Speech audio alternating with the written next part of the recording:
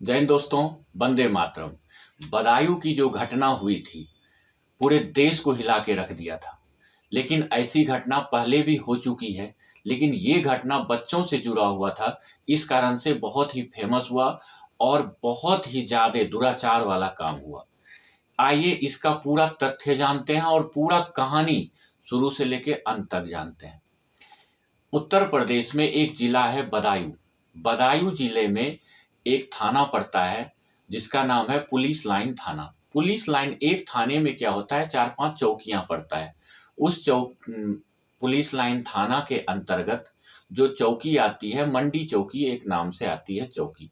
उस मंडी चौकी से महज 500 मीटर दूर एक गांव का नाम कॉलोनी होता है, बाबा कॉलोनी। उस बाबा कॉलोनी के बीचों बीच एक रास्ता जाता है। उस रास्ते के एक तरफ होता है नाई की दुकान और दूसरी तरफ होता है एक ब्यूटी पार्लर की दुकान। नाई का जो दुकान होता है उसका मालिक होता है साजिद और भाई जावेद।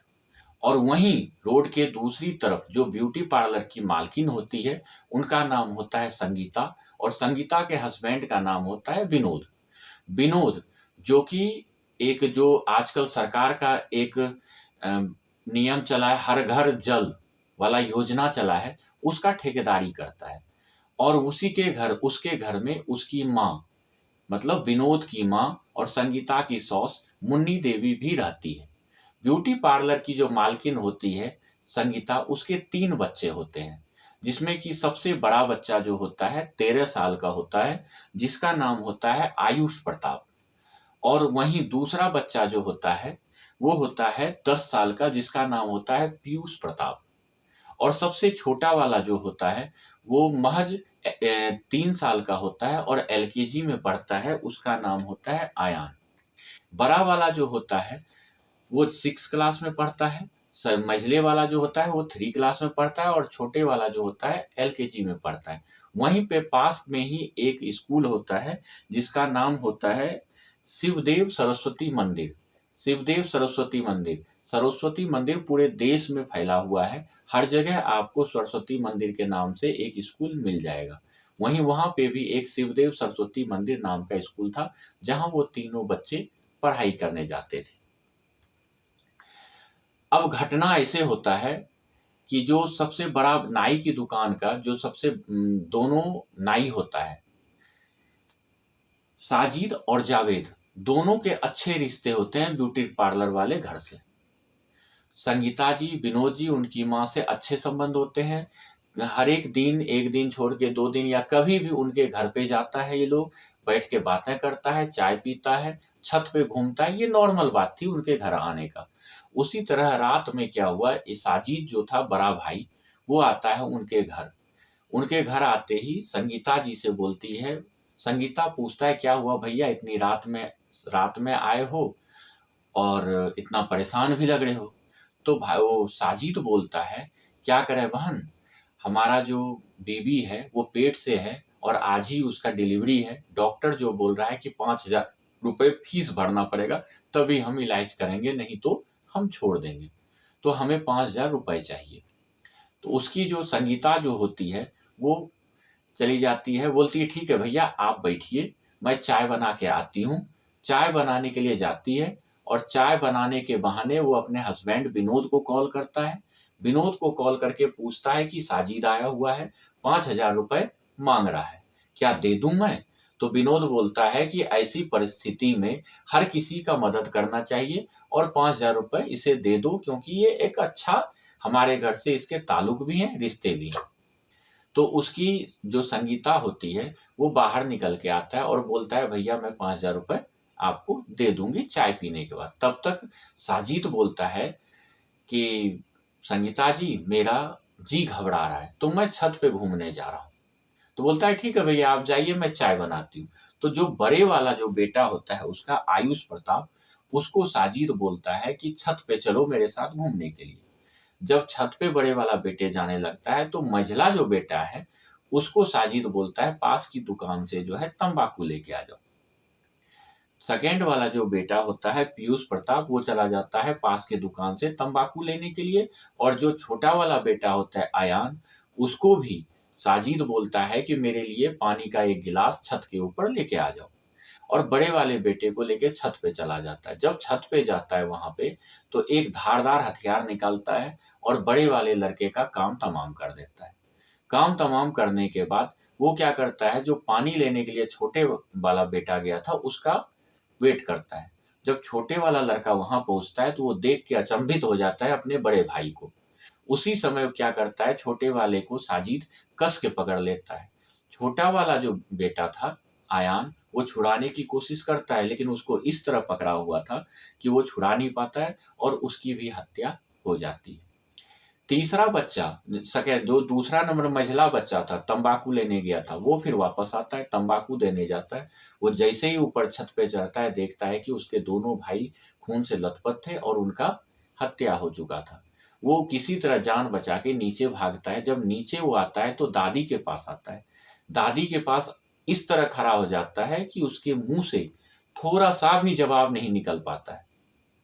उसको देख के तब तक उसकी जो माँ होती है, मतलब संगीता, वो भी चाय लेके बाहर निकलती है, तो बेटे को देख के वो भी दंग रह जाता है।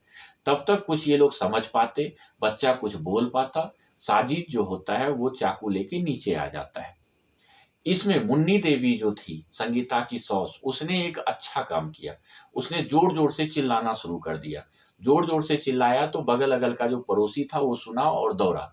दौड़ा तो जो साजिद था वो छुपने की कोशिश किया। छुपने की कोशिश में जो सॉस और बहू थी, दोनों मिलके साजिद को धक्का मार के एक रूम में बंद कर दिया। तब तक पुलिस आ गई, पुलिस को खबर किया गया, पुलिस आ गई, और पुलिस जब छत के ऊपर जाके देखा तो दोनों बच्चे खत्म हो चुके थे और इसके हाथ में चाकू था। साजिद को पकड़ के ले जाता है पुलिस। 40 मिनट गाड़ी में रहता है साजिद पुलिस के साथ। 40 मिनट के बाद पुलिस को चकमा दे के गाड़ी से कूद के भागने की कोशिश करता है साजिद। भागने की कोशिश करने में वहाँ का जो एसएचओ था, उसके गोलियों से साजिद का इनकाउंटर हो जाता है। 2 गोली साजिद के छाती पे लगा था और 1 गोली जो है उसके पेट पे लगा था। वहीं दूसरे तरफ जो उसका छोटा भाई है वो भी पकड़ा गया, जिसका नाम था जावेद। जावेद भी कहीं न कहीं, उसका घरवाला बोल रहा था कि वो जावेद भी इसमें संलिप्त था और जावेद भी था। लेकिन जावेद को पकड़ा गया है और जावेद से जो है सच उगलवाने की कोशिश किया जा रहा है। जावेद तो सीधा बोल रहा है, उसे भी एनकाउंटर का डर हुआ क्योंकि वहाँ पे योगी सरकार है, उसने आत्मसमर्पण कर दिया और वो ये बोल रहा है कि हमारे तो उन घर से अच्छे रिश्ते थे, लेकिन फिर क्या हुआ, पता नहीं क्यों हुआ, भैया ने क्यों किया, हमें कुछ भी मालूम नहीं है, उसने सरेंडर कर दिया है। हकीकत 1-2 दिन में बाहर आ ही जाएगा। वहीं उसका जो घरवाला है विनोद भी ये बोल रहा है कि आखिर उसका हमने क्या बिगाड़ा था जो ऐसा किया। इसमें कहीं बगल-अगल से बात करने के बाद ये पता चल रहा है कि साजिद को का जो बीवी थी, उसकी बीवी से जब बात किया गया, उसकी बीवी का कहना है कि हमारा पेट में बच्चा होता था लेकिन 2 से 3 महीना रुकता था और वो खराब हो जाता था। इस क्रम में कम से कम 3 से 4 बार ऐसा काम हो चुका था। तो साजिद कोई मौलवी, एक तांत्रिक था, जिसके चक्कर में पड़ चुका था, ऐसा वहाँ की जनता, उसका जो घर था वहाँ के जनता के द्वारा कहा जा रहा है। मेरे ख्याल से उस मौलवी ने, तांत्रिक ने उसको ये कहा होगा कि तुम अगर किसी बच्चे को मारते हो, शरीफ बच्चे को, तो उसका जो प्राण है वो तुम्हारे बीवी के कोख में आएगा, और रमज़ान के महीने में अगर तुम मारते हो तो बीवी के कोख में आएगा और तुम्हें बच्चा हो जाएगा। उसका इसी को बोलते हैं, उसका दिमाग को इस तरह से गाइड किया गया था कि उसके दिमाग में सेट बैठ गया था। ऐसा वहाँ की जनता के द्वारा कहा जाता है। कुछ जनता तो दबे मुँह से ये भी कह रहा है कि हो सकता है प्रेम प्रसंग वाली कहानी हो, लेकिन नहीं, प्रेम प्रसंग में क्या होता है, कभी-कभी लड़की जो होती है लड़के के साथ छोड़ के भाग जाया करता है।